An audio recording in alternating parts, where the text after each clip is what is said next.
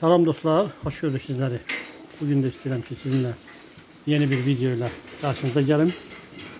Dostlar, çoktandır video hazırlamıram, biraz işlerim çoktur. Ona göre vaxt kalmır.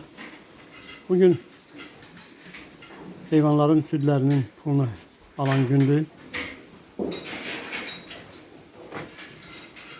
5 gündən bir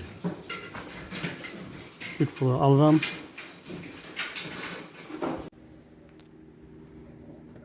Südü aparıb təhvil verdim.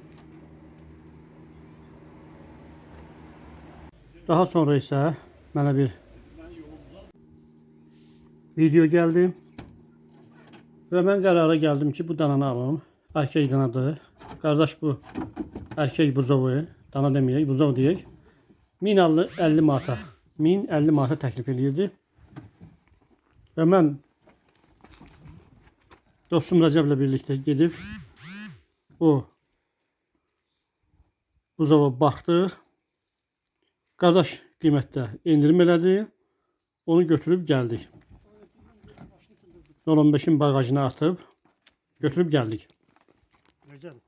Videoda çok büyük görünürdü.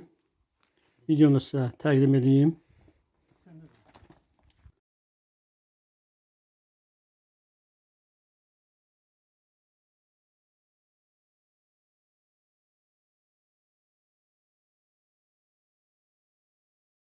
Ama getdikdən sonra ise gördük ki, bu balaca bir buzovdur. 3 aylık değil kardeş, ama 3 aylık değil, biraz çok oxşayır. Hem de almamın məqsədi ona göreydi ki, buzovlarım boyundaydı. Yani bir boyda olmaq için buzovu aldım. Elə yani buzov almağın tərəfdarı deyiləm, çünkü çok xərc gedir. Ama mən öz buzovlarımı onsuz da böyüdəcəydim. Ona göre bir yerde böyümək için buzov aldım. Balaca buzovdur, təxminən 30-40 kilo civarında diri çəkisi var, balacadır.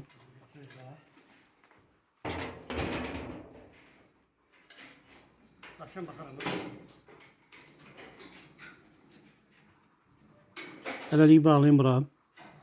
Sonra yerini dəyişərəm.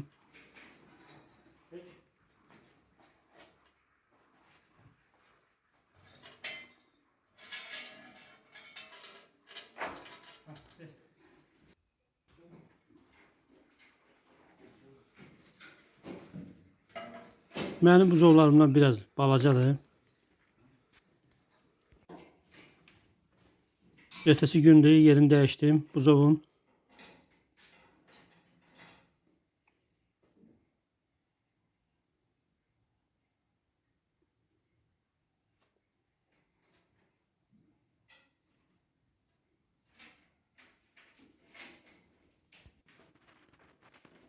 Buzova yem töktüm. Birinci yemedi. Daha sonra ise o biri buzovla birlikte yemeye başladı.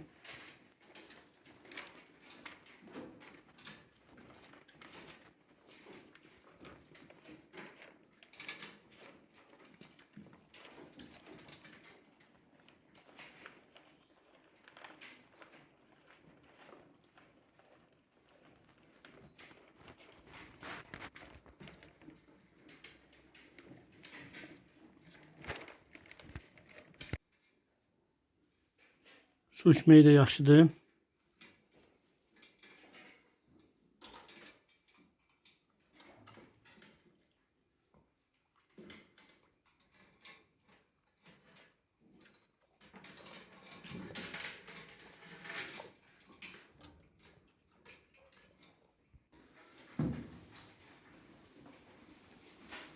Dostlar, indi saxlayaq bu buzovu görək başımıza nə iş gəlir.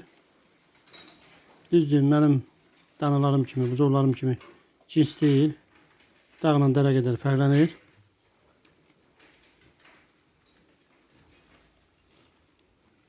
İnşallah növbəti günlərdə də, növbəti aylarda da bu danadakı inkişafı o biri danalarla müqayisə edəcəyəm.